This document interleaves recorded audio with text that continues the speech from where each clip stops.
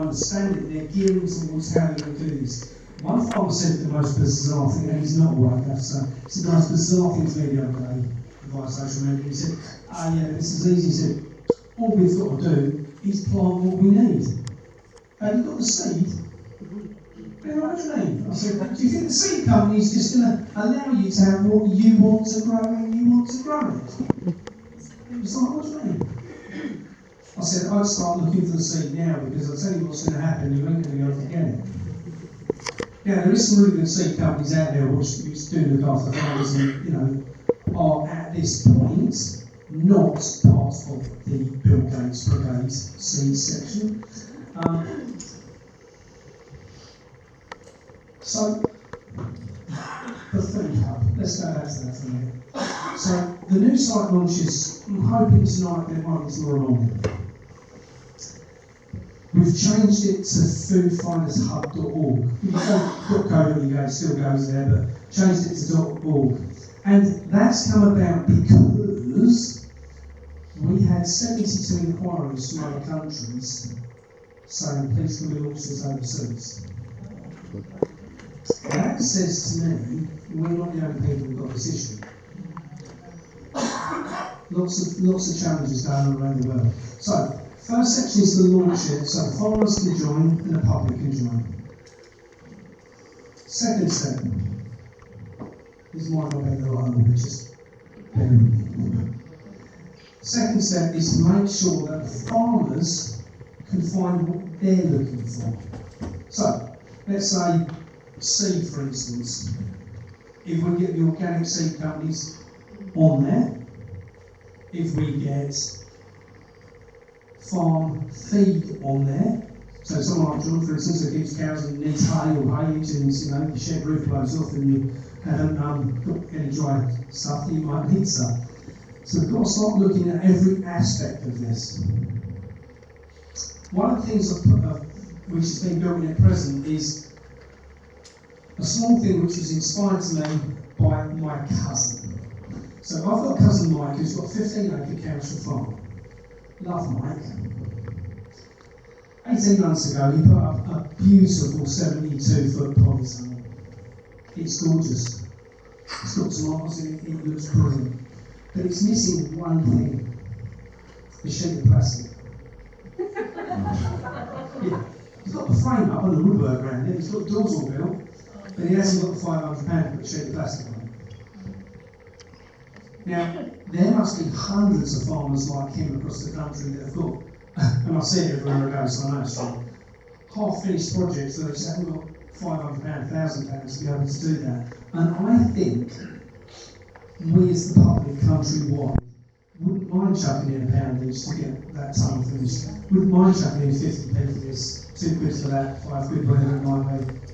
So there's going to be an opportunity for the farmers to be able to advertise the projects that they see they need help with. Because when they've done things in the past, they might have had funding from things. I don't think funding farmers is the way to go. That's what's caused the problem with food prices being where they are, and that's what's caused farmers to be reliant on the system, and now they're too scared to get out of the system. And that's only come as a result of too many handouts. If farmers are driving around in lovely big flash tractors, good luck to them.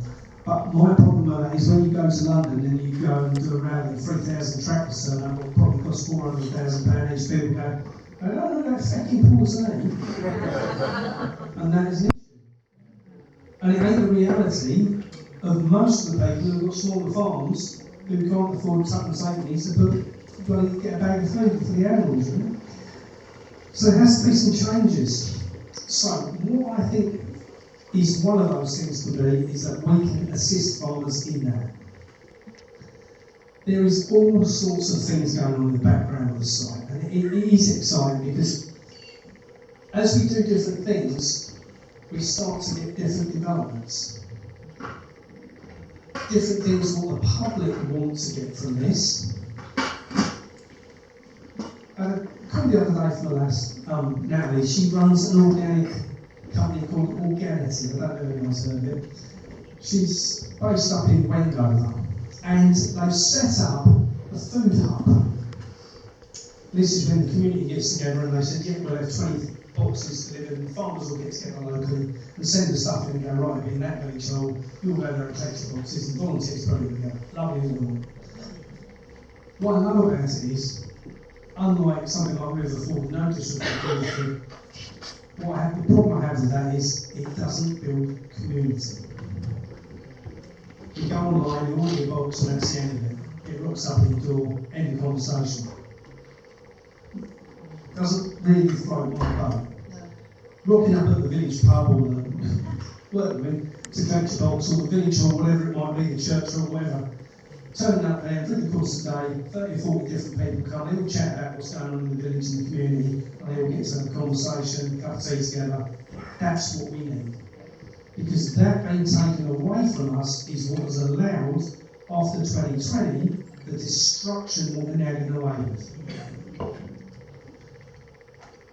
So, my reckoning is, we've got some choices to make.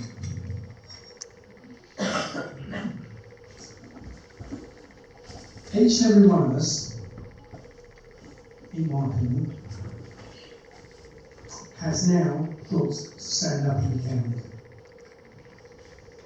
And a lot of people are going to be very uneasy with that situation. I think people are waking up. I think people are waking up massively. My mum, for the last 5 years, has gone, we do talk some shit. She's probably right. But talking about the things I'm talking about. And my mum said to me the other day, she says, I know you're right. That night, my mum did the most bizarre thing she's ever done. Bear in mind, I'm 57, I've known her for a few years. My mum reshared one of my posts. My mum doesn't do things like that. We bought a camper van, I'm going to tell you, I bought a camper van, and cracking little deal.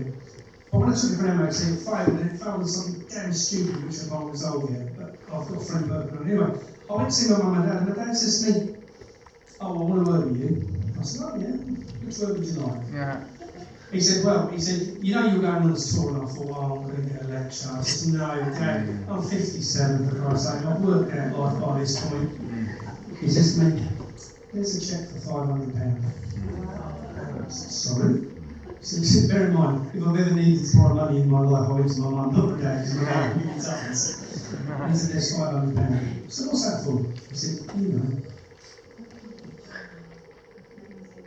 And that stuck with me, because and we've gone in products, and we're in Hackney, and preconceived ideas, you know, from my side, because I don't go to the city, I don't like it down there. We went to Hackney, and we pulled up on the side of the road, we found the venue, and we went in, and we was talking to other people in there, and the lady comes up, and she says, I've got something for you. I said, oh, right. She slips me in an envelope, she said, actually, here, mate. Oh, thank you very much. The next night we went to Bishop's Stortford, we were in Wales, weren't we? And it was £5 a head to get in. They had 51 people in the room, and they gave us £580. Now I'm not very good at maths, but that doesn't stack up, right? Why do people want to give us money for this?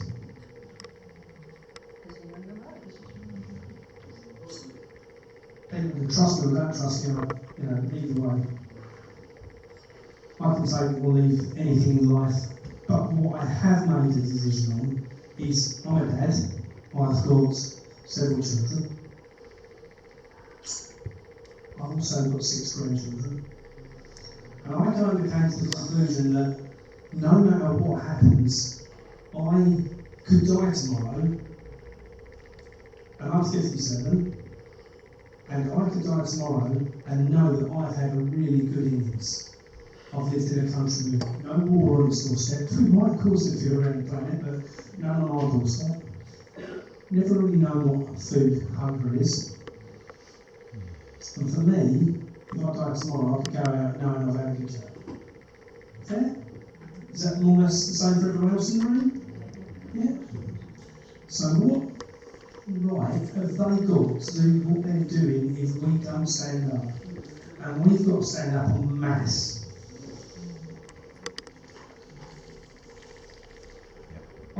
that certain people in the room, I won't say who, but are putting strategic plans in place to make sure when the shit does hit the fan, that there is order and order in the background. We all know it's coming. What can we do to stop it? Because that's the thing. I think the only thing that will tip the people over the edge is the lack of food. It's the one thing that unites the whole population. Doesn't matter creed, colour, religion, food. Sit down at a table together, you eat together. If you take the food away, you've got anarchy. The way to stop that is to make sure farmers grow food and sell it direct to the public. Go to the supermarkets. If anyone shops in the supermarket, go home tonight, look in the mirror and just know you're in disgrace. That's my opinion.